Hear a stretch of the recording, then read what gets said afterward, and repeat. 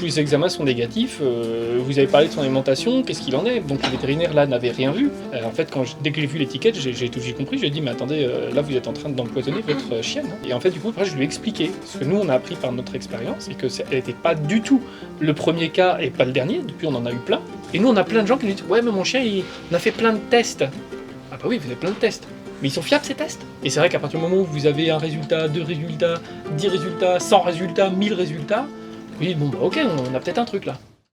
Bonjour à toutes et à tous, bonjour Davy. Bonjour Charlotte, bonjour à toutes et à tous, bienvenue sur la chaîne Croque la vie. Alors aujourd'hui dans cette vidéo, nous allons vous présenter 5 témoignages qui nous ont personnellement touchés.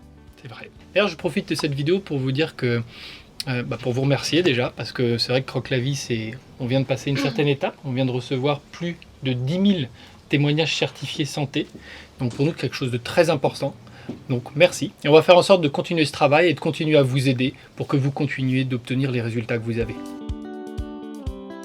Je vous propose de vous raconter directement le premier témoignage, de la petite Juna, qui est une petite bulldog français.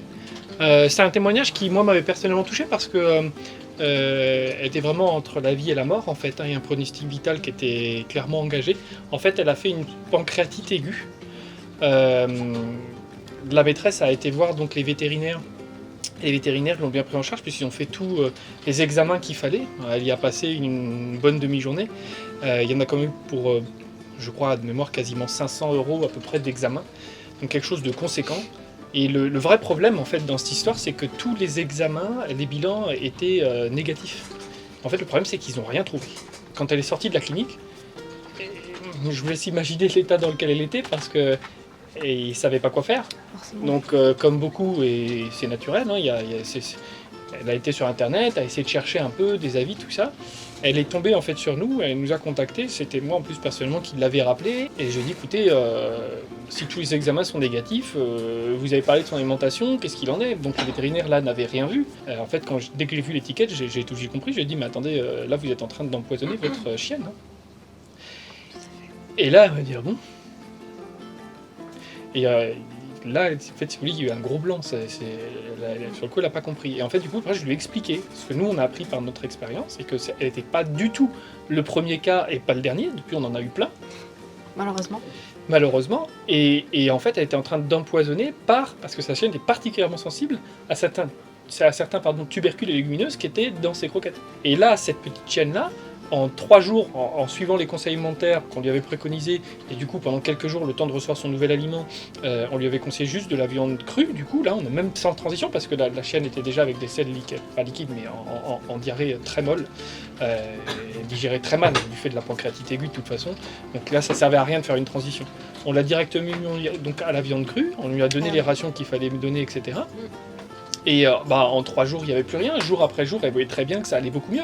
Et au bout d'une semaine, il n'y avait absolument plus rien du tout. Il n'y avait plus rien. C'est fou ça quand même. C'est fou. Il y a un autre cas dont je voulais parler, qui concerne beaucoup de personnes, c'est les cas de troubles digestifs. Là, en l'occurrence, c'est un chien, un bernois qui s'appelait Ifran, qui a souffert de diarrhée pendant 4 ans, avant que le maître nous connaisse. Et il avait tout fait. Il avait acheté, c'est selon ses mots, et bien sûr il n'a pas acheté tout, mais il avait acheté beaucoup de marques premium, des choses vraiment censées être bonnes. Oui. Il avait fait aussi beaucoup de marques vétérinaires, parce que forcément il allait beaucoup faire des consultations vétérinaires. Pour lui c'était pas des dépenses anodines, parce qu'en fait il passait tous les mois chez le vétérinaire en fait. Hein. Oui, il ne faut pas oublier qu'une consultation chez le vétérinaire, oui. Ça peut s'avérer assez cher, non, à force? Ah bah oui. Entre 30 et 40 euros. 40, oui, c'est ça. Globalement, c'est ça. Oui. Et sans parler de tous les coûts de changement de croquettes, hein, parce que... Et le problème, c'est il avait les diarrhées, mais il avait aussi des problèmes comportementaux. Il y avait, et qui en fait, au final, étaient vraiment liés à l'alimentation. Des problèmes comportementaux? Tout à fait. En fait, l'irritation intestinale qu'il avait de manière chronique, c'est comme nous, hein, je veux dire, il y a un moment quand on n'est pas bien dans le ventre, je sais qu'on dit un peu, je sais pas si tout le monde dit ça, mais moi je dis ça des fois, que le ventre en fait c'est un peu les boyaux de la tête. C'est la forme. Mais bref, non mais il y a une certaine vérité, maintenant on va parler de second cerveau, choses comme ça, mais c'est vrai qu'il ne faut pas sous-estimer l'influence du bien-être intestinal sur le bien-être comportemental. Ça, c'est extrêmement important. Et là, dans ce cas-là, c'est extrêmement vérifié. Parce que malgré que ce soit un chien dominant, c'est vrai que le changement alimentaire, au-delà d'avoir résolu les diarrhées, et tenez-vous bien, ce cas-là, c'était spectaculaire, mais comme très souvent dans le cas de diarrhée, en fait. L'instant où vous avez un bon aliment, en 2 jours après la transition, c'était fini. Il n'y a plus de problème. Wow, 2 jours. Et d'ailleurs, je dis une bêtise parce qu'on n'a même pas fait de transition. Vu qu'il y avait déjà les diarrhées, on n'a même pas fait la transition. C'était en 2 jours, c'était terminé et même pas de transition. Et du coup, en fait, sur ce cas-là, ce qui a été aussi là où ça a amené également des résultats, c'est sur le tartre. En fait, au bout de. Parce que là, du coup, ça fait un moment qu'on a eu cette personne-là. C'est pour ça aussi que je vous en parle, parce qu'on a beaucoup de recul. Il allait tous les ans chez le vétérinaire, pareil, pour faire des détartrages. Donc, détartrage, lui, il en avait à peu près pour 300 € par détartrage. Avec anesthésie générale et tous les risques d'ailleurs qu'il peut y avoir liés à ça. Non, au final, ce monsieur aujourd'hui, il a, au-delà d'avoir maintenant un bon aliment, un chien qui se sent bien dans son ventre, dans sa tête, et de plus avoir de troubles digestifs, ce monsieur, il fait des économies qui sont Considérable.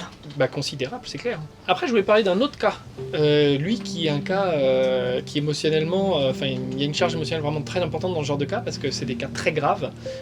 C'était un cas d'insuffisance rénale avec une dame qui s'appelle France. Et en fait, elle a été voir le vétérinaire pour un problème de chien qui boite. Alors pareil, c'était un bernois, je n'ai pas fait exprès, là c'est... donc elle l'a amené chez le vétérinaire pour une boiterie. Et en fait, le vétérinaire, par rapport à ce qu'il avait vu tout ça, il voulait faire plutôt une infiltration, donc dans l'articulation, pour soulager la boiterie. Et alors je ne sais pas du tout si c'était vraiment lié à ça ou pas, parce qu'au final le chien boite plus et puis on n'a pas fait d'infiltration. Donc a priori les infiltrations ne sont pas toujours nécessaires. Et d'ailleurs par expérience on voit bien que finalement il y a beaucoup d'autres origines à aller voir. Mais bref, on ne va pas rentrer dans ce cas-là. Du coup par rapport à l'infiltration, le vétérinaire avait besoin de faire un bilan général, notamment bilan sanguin. Et en fait là elle est rentrée dans un truc qui a vraiment posé problème, c'est-à-dire que le bilan sanguin était mauvais. Au niveau rénal, et du coup ils ont fait aussi une échographie et des analyses urinaires, et tout était vraiment très négatif. C'est-à-dire qu'en fait l'animal, ils se sont rendus compte qu'il était en début de stade 4 d'une insuffisance rénale, c'est-à-dire le stade 4 c'est le stade terminal. Et alors là je vous laisse imaginer la personne qui rentre pour une boiterie et qui ressort avec un diagnostic aussi... je veux dire, émotionnellement, elle était vraiment pas bien. Et le problème, c'est que du coup, elle a dit aussi au vétérinaire, avant justement de partir, mais alors, est-ce qu'on peut quand même soulager au moins sa patte ou quelque chose ? Le vétérinaire lui a vraiment dit, et par rapport à ce que lui, il voyait, c'était logique qu'il lui réponde ça. Il a dit, écoutez, là, sa patte, c'est plus de problème, c'est très secondaire. C'est-à-dire pour lui, en fait, le chien, il lui a clairement dit, votre chien, on a que pour quelques jours. Alors là, la dame, elle est rentrée chez elle, et en fait, elle est tombée, alors même pas sur nous, elle est tombée sur un forum, alors je sais plus le nom, c'était un forum sur les chiens, mais je sais plus le nom, d'une dame qui témoignait qu'elle nous avait contacté et que son chat avait guéri de l'insuffisance rénale en suivant quelques conseils, en se remettant en question sur des choses. Bon, je vais abréger, mais le chien a totalement guéri de l'insuffisance rénale. C'est-à-dire que 3 mois après, alors c'est petit à petit, mais au bout de 3 mois, on lui a quand même conseillé, même si le chien, on voyait qu'il allait mieux, tout ça, voilà, mais elle avait discuté en même temps avec son vétérinaire, et on a tous jugé que ça pouvait être une bonne chose qu'elle refasse un bilan sanguin. Et le bilan elle était en tout début de stade 1, donc autant vous dire plus de symptômes, et le chien allait vraiment beaucoup mieux. Impressionnant. Et à ce moment-là, au bout de 3 mois, il n'y avait même plus la boiterie. Si je ne dis pas de bêtises, il me semble que déjà au bout d'1 mois, il n'y avait plus la boiterie. Je pensais aussi à un autre cas, un cas qui revient quand même assez souvent, la dermatite. Bon, dans les cas de dermatite, ce qui est très important, c'est de comprendre que tout le monde n'est pas d'accord dessus. Tout le monde n'est pas d'accord entre eux, pas d'accord sur tout, sur comment c'est traité.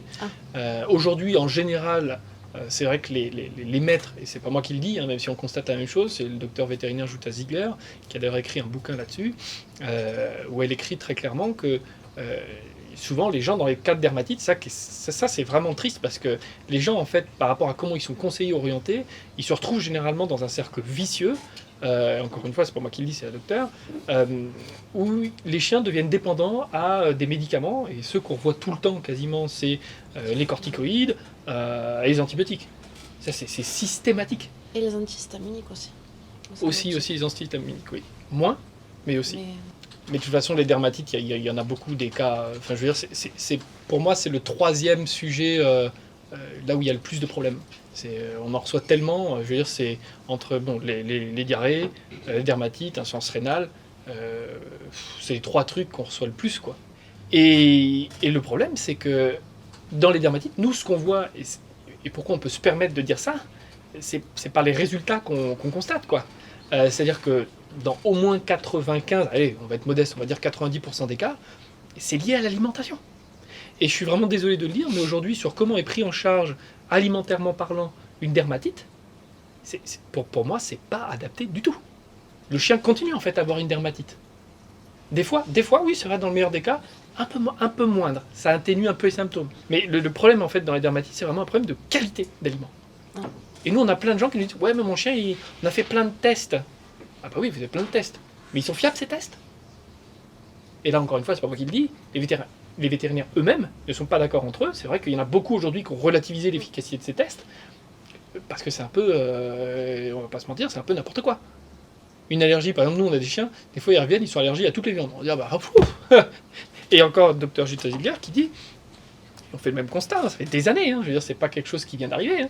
Un chien, par exemple, qui a une allergie au bœuf, on change, on va mettre une croquette au poulet. Ah, ça va mieux, un mois ça va mieux. Et après, il fait une allergie au poulet. Ah, on change. Ah bah après il fait une allergie, et attendez, parce qu'il y a des croquettes, après on monte tout le temps en gamme, ça coûte de plus en plus cher, on a des trucs avec des choses très, très exotiques. Je crois même qu'une fois il y en avait une qui était arrivée, je crois, je ne peux pas dire de bêtises, mais il me semble même qu'il y avait des croquettes au kangourou. Donc on était parti, il me semble que c'est un animal très exotique, il me semble que c'était kangourou. Mais on part tout de suite dans des choses beaucoup plus rares. Mais c'est pas la solution. Nous, par exemple, on a des gens qui nous viennent nous dire est-ce que vous êtes sûr que ça c'est bien de nous conseiller ça parce que nous, notre animal, par exemple, il est allergique au canard. Bah oui, mais on parle de quoi? Quel canard? De quelle qualité on parle? Ah, voilà, la qualité. Et ces tests ne prennent pas en compte ça. Et en fait, quand on. Après, ils passent sur de la bonne qualité. Ah bah, il n'y a plus d'allergie. C'est bizarre. C'est curieux, ça. C'est bizarre. Non, mais ça, faut vraiment comprendre que quand vous êtes conseillé par quelqu'un, c'est son avis, mais il va y avoir plein d'autres des avis.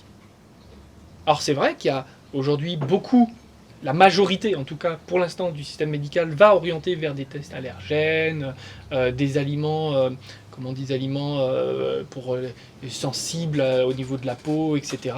Ouais, mais ce qui est important c'est de prendre du recul quand même sur tout ça. Beaucoup de vétérinaires le font. Nous, on l'a fait pareil il y a bien longtemps par obligation, parce que je veux dire, on a connu ces mêmes problèmes et ne trouvons pas de solution d'un côté, on a été d'un autre côté pour essayer de trouver d'autres solutions. Et c'est vrai qu'à partir du moment où vous avez un résultat, 2 résultats, 10 résultats, 100 résultats, 1000 résultats, oui, bon, ok, on a peut-être un truc là. Et c'est vraiment cette remise en question personnelle qui est importante. Qu'on soit du système médical, qu'on soit maître simplement d'un chien, qu'on soit éducateur canin, ce que vous voulez. Lanceur d'alerte, ce que vous voulez. Et je termine juste sur ça, parce que ça c'est un point important, et c'est pour ça que la docteure Jutta Ziegler parle de cercle vicieux. J'ai employé les mêmes mots déjà aussi avant que publié son ouvrage, mais c'est un mot un peu générique. C'est vrai que c'est un cercle vicieux dans le sens où les gens n'arrivent pas à s'en sortir. L'animal est dépendant du médicament, et nous on voit des gens qui viennent vers nous, qui sont là, donner des médicaments depuis des années. Moi j'avais même eu une vétérinaire de la France qui m'avait contacté, elle-même pour son chien, pour demander nous le recul qu'on avait, parce qu'elle dit mon chien aujourd'hui il y a vraiment des problèmes de santé, vous savez très bien ce que c'est, parce que il était sous cortisone et antibiotiques. Et effectivement il a développé d'autres maladies à cause de ça. Donc problèmes thyroïdiens, les diabètes et plein de trucs comme ça. Mieux vaut prévenir que guérir. Ah bah c'est tout à fait ça. On va terminer sur cette vidéo, mais voilà, le but c'est que, parce qu'on pourrait parler de plein d'autres choses, même sur les Oui. je sais pas, je donne quelques sujets, les mauvaises haleines, les croquettes light. La dernière, on avait un qui était aux croquettes light qui grossissait. L'obésité. Et on a arrêté les croquettes light, il grossit plus. On a un croquette light, pareil, mais qui lui maigrissait. Mais par contre, le problème, c'est qu'il maigrissait, c'est une fonte musculaire qu'il avait, et il perdait pas le gras. Parce que c'est ça en fait ce que montrent les études aujourd'hui, c'est que ces croquettes-là, faut relativiser aussi l'efficacité. Scientifiquement, qu'est-ce qu'elle dit et en fait, c'est vrai que les croquettes, comment on dit déjà, les croquettes allégées, les croquettes light, les croquettes, parce qu'il y a plusieurs noms en fait. C'est vrai que c'est très riche en général en glucides en fait, et ça va venir amoindrir la masse musculaire. Et par contre, c'est vrai que ça ne participe pas à faire perdre la graisse. Donc au final, ça traite pas le problème. Mais c'est pas ce qu'on veut, c'est pas le résultat qu'on veut. Et puis ça peut amener d'autres problèmes immunitaires, d'autres problèmes de santé, d'autres problèmes d'infection urinaire, d'autres problèmes de... Voilà, donc il faut prendre du recul sur tout ce qui est dit, et comme je dis toujours, ce qui compte vraiment, c'est le résultat, au-delà de tout discours. Moi, ce qui me passionne dans ce qu'on fait, parce que c'est vrai qu'on travaille beaucoup, et moi personnellement le week-end aussi, mais on a plaisir. c'est par ces résultats qu'on amène. Et on est content de faire bouger un peu les choses comme ça. Tout à fait. En tout cas, c'était vraiment un plaisir de faire cette vidéo. Merci Charlotte, c'était votre première vidéo, bravo. Merci à vous, Davy. Et puis surtout, n'hésitez pas à nous contacter. Hein. Ben oui, avec grand plaisir, on vous conseillera vous aussi, on partagera cette expérience. Et puis, au plaisir de vous lire. Et on vous dit à la prochaine pour une prochaine vidéo. À très bientôt. N'oubliez pas de mettre une petite patte bleue et de partager. À très bientôt. Au revoir.